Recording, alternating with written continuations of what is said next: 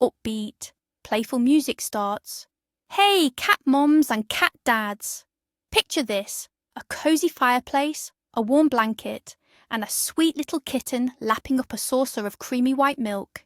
It's the most wholesome, classic image of cat happiness, right? It's in cartoons, in storybooks. Heck, your grandma probably told you to leave milk out for the strays. We've all been taught that milk is a cat's favourite treat. But what if I told you that this adorable picture is a complete and total lie? What if that treat is actually the cause of mysterious tummy aches, stinky gas, and general misery for your furry best friend? Today, we are exposing one of the biggest, most persistent myths in the history of pet care.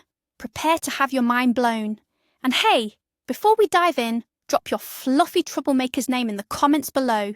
I want to know who I'm saving from tummy turmoil today. So where did this whole cats love milk conspiracy even come from? Well, you can blame history and Hollywood. For centuries, cats have lived on farms as pest control. And on a farm, what's readily available? Fresh, raw milk, straight from the cow. A barn cat, likely underfed, would absolutely go for a high-fat, high-calorie drink like milk, even if it made them feel sick later. Beggars can't be choosers, right? Then cartoons like Tom and Jerry came along and cemented this image in our minds for generations. Tom was always trying to get his paws on a bowl of milk. We saw it so much, we just accepted it as fact. But here's the thing, our cozy, well-fed house cats are not scrappy barn cats, and their digestive systems are definitely not built for what comes out of a cow. Let's start with the big one, the cartoon conspiracy. Tom and Jerry, Sylvester the cat, the Aristocats. They all drank milk and they looked so happy doing it. These cartoons basically brainwashed us into thinking milk is the feline equivalent of a 5-star meal. We saw these cute characters and thought, oh, I should do that for my cat. It became a cultural shorthand for, I love my pet. But cartoon cats don't get diarrhea. They don't get painful gas or bloating. They just get to comically chase a mouse around. Real life, unfortunately, has consequences. And for our cats, those consequences happen in the litter box. It's time we separate animation from reality and accept the hard truth. The cartoonists, bless their hearts, were not veterinarians. They were just trying to draw something cute. And in the process, they created a myth that's been causing cat discomfort for decades. Here's the core of the issue, the big scientific plot twist. There's a massive difference between a kitten and a cat. When kittens are born, their bodies are amazing little milk processing machines. They produce a special enzyme called lactase. The sole job of lactase is to break down lactose, which is the main sugar in their mother's milk. This is how they grow big and strong enough to eventually learn how to knock everything off your counters. But here's the catch. As a kitten gets weaned off its mother's milk and starts eating solid food, its body gets a memo that says, hey, we're done with milk now, and dramatically scales back the production of that lactase enzyme. For most adult cats, that enzyme is almost completely gone. They basically become lactose intolerant just like many humans do. So I keep throwing around this word, lactose. What is it really? Let's get nerdy for a second, but I promise to make it painless. Lactose is a type of sugar found in milk and dairy products. It's a complex sugar, which means it's too big to be absorbed by the body in its natural state. Think of it like a piece of IKEA furniture that comes in a big box. You can't use it until you break it down into smaller, manageable pieces. In the world of digestion, the tool you need to break down the lactose furniture is that enzyme we talked about, lactase. Without the lactase tool, the big clunky box of lactose just travels through the digestive system completely untouched, ready to cause chaos wherever it goes. And for most adult cats, their biological toolbox is completely empty of lactase wrenches. Let's talk more about that magical disappearing enzyme, lactase. It's the hero of our story. For the first few weeks of a cat's life, while a kitten is nursing, its gut is a lactase-producing factory, working overtime to digest mum's milk. But once the kitten is weaned, that factory shuts down. Why? It's simple evolution. In the wild, an adult cat would never encounter milk again. Their diet would consist of mice, birds, and the occasional unlucky bug. There's no evolutionary reason for their body to keep wasting energy producing an enzyme for a food they will never naturally eat again. So, the body smartly reallocates its resources. It's like cancelling a subscription you don't use anymore. Your cat's body has cancelled its subscription to Milk Digestion Monthly, and trying to force it on them is like trying to use an expired password. It just won't work. So your cat drank the forbidden white liquid. What happens next? Brace yourself for the litter box apocalypse. Since their body can't break down that lactose sugar, it just sits there in their guts, fermenting. Yeah, Fermenting.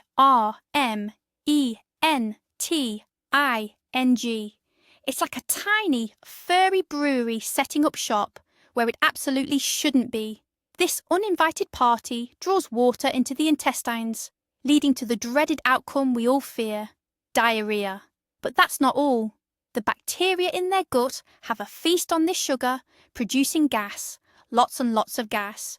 So if you notice your fluffy angel is suddenly extra stinky, or their stomach is making gurgling sounds that rival a haunted house, you might have a lactose victim on your hands.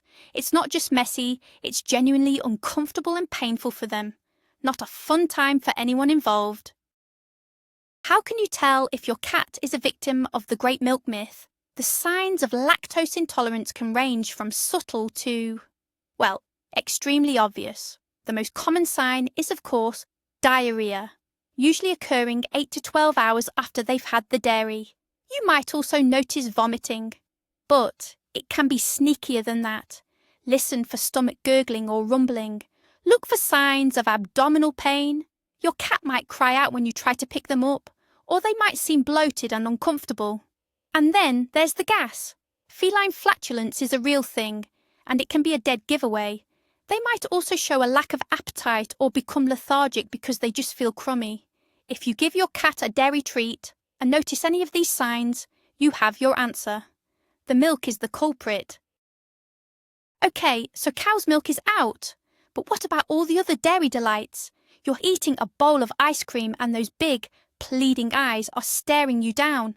Or maybe you're making a sandwich and a tiny paw reaches for the cheese.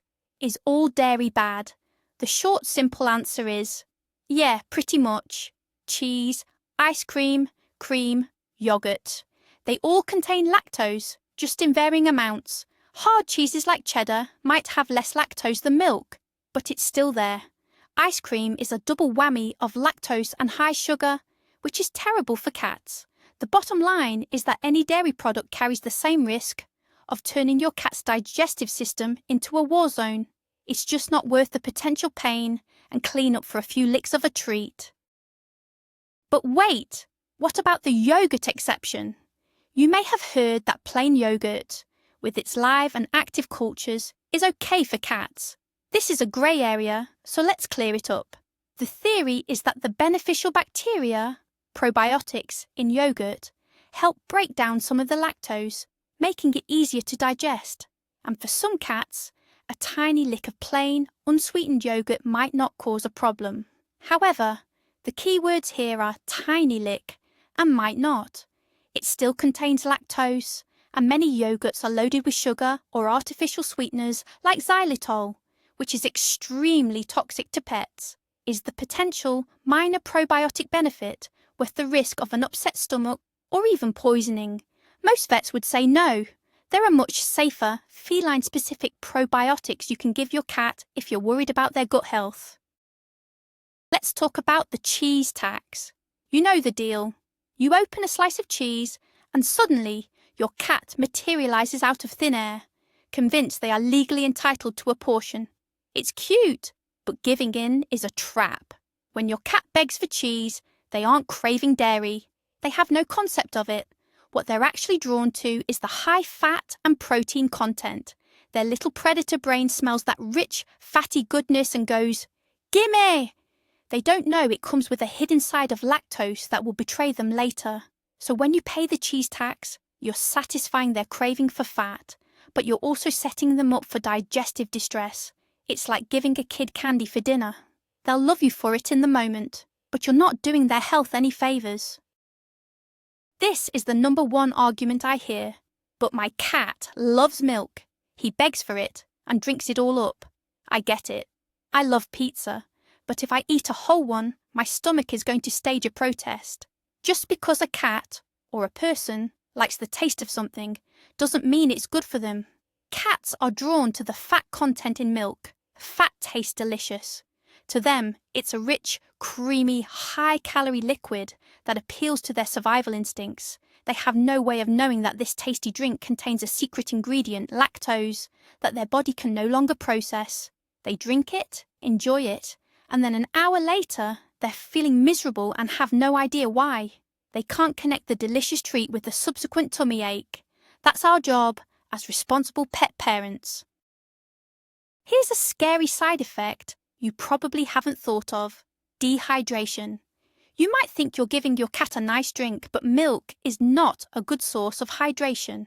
In fact, it can do the exact opposite. When a lactose-intolerant cat drinks milk, the undigested sugar pulls water from the body into the intestines.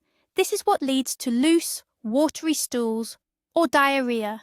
Every time your cat has a bout of diarrhea, they are losing significant amounts of fluid and electrolytes. So that hydrating saucer of milk can actually lead to dehydration, which is a serious health concern for any animal, especially cats who are already prone to not drinking enough water. It's a vicious cycle where the treat you're giving them is actively making them sick and dehydrated. When you walk down the pet food aisle, you might see cartons of special cat milk and think, aha, a solution. And you're right, but it's important to know what you're buying. These products are not just regular milk in a cat-themed package. They are specifically formulated to be safe for cats. The key feature is that they are lactose-free. The manufacturers have added the lactase enzyme to the milk, which pre-digests the lactose for your cat. So your cat gets to enjoy the fatty, creamy taste they love, without any of the gastrointestinal drama. Many of these products also have added vitamins and minerals, like taurine, which is essential for a cat's health. So if you absolutely must give your cat a milky treat, these specially designed cat milks are the only safe way to do it. So if not milk, what should your cat be drinking? The answer is beautifully simple and boring: water. Fresh, clean water is the single most important thing for your cat's health. It's essential for kidney function, temperature regulation, and nutrient absorption. Cats are notoriously picky drinkers, often because their wild ancestors got most of their moisture from their prey. This means we have to work extra hard to encourage them to drink. Forget the milk saucer and focus on the water bowl. Make sure it's always full and clean. Better yet, invest in a cat water fountain. Many cats are instinctively drawn to moving water, and the sound and motion of a fountain can encourage them to drink way more than they would from a static bowl. A well-hydrated cat is a happy cat. Want to give your cat a special, liquid treat that's actually good for them? Ditch the dairy and try bone broth. But hold on, not the kind you buy for yourself at the grocery store, which is often loaded with sodium, onions and garlic, all bad for cats. You can buy bone broth specifically made for pets, or you can easily make your own. Just simmer some raw bones, like chicken wings or feet, in water for a few hours. Don't add any salt or seasonings. Once it's cooled and you've skimmed off the fat, you have a nutrient-rich, hydrating and delicious broth. It's packed with collagen and minerals that are great for their joints and gut health. You can serve a little bit in a bowl as a treat, or pour it over their regular food to entice picky eaters. They get a yummy, special drink, and you get peace of mind. Let's explore a common question. What about goat's milk? It's often touted as a healthier alternative to cow's milk for humans, so is it better for cats? The answer is slightly, but not really. Goat's milk does have a different protein structure and slightly smaller fat globules, which some people find easier to digest. It also contains slightly less lactose than cow's milk, but the key word is less, not none. it still has a significant amount of lactose that can cause the exact same digestive problems in a lactose-intolerant cat. While a very small amount might be tolerated better than cow's milk by some individual cats, it is absolutely not lactose-free and still poses a risk. At the end of the day, it's an unnecessary gamble when there are much safer options, like water or cat-specific milk. Let's dig a little deeper into the historical roots of this myth. The image of the barn cat lapping up milk is powerful, but it's a picture of survival, not ideal nutrition.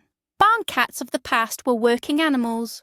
They were often skinny, full of parasites, and had much shorter lifespans than our pampered house panthers. They would drink milk because it was a source of calories and fat, and they had to take what they could get.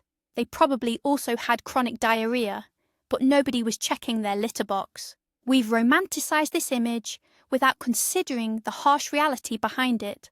Our modern indoor cats have access to perfectly balanced, nutritionally complete food. They don't need to risk an upset stomach for a few extra calories from a source their bodies aren't designed to handle. Some people argue that the problem isn't milk itself, but pasteurisation. They'll say, barn cats drank raw milk and were fine. Let's debunk this. Pasteurisation is the process of heating milk to kill harmful bacteria. It has absolutely no effect on the lactose content. Raw milk and pasteurised milk have the same amount of lactose. So, from a digestive standpoint, raw milk is no better for your cat. In fact, it's worse.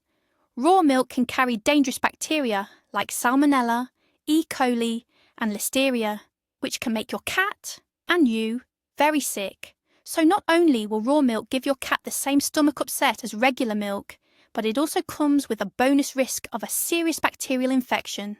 That's a definite lose-lose situation. Beyond the whole lactose intolerance issue, there's another major problem with milk. It's a calorie bomb. A single saucer of whole milk can contain over 100 calories. The recommended daily caloric intake for an average 10-pound indoor cat is only about 200 to 250 calories.